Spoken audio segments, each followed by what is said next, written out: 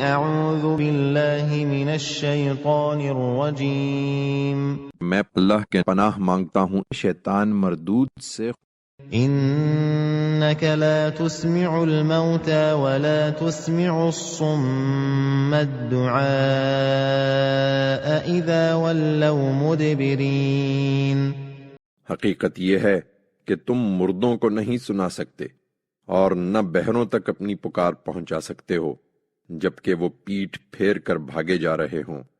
وما انت بهاد العمي عن ضلالتهم ان تسمع الا من يؤمن بآياتنا فهم مسلمون۔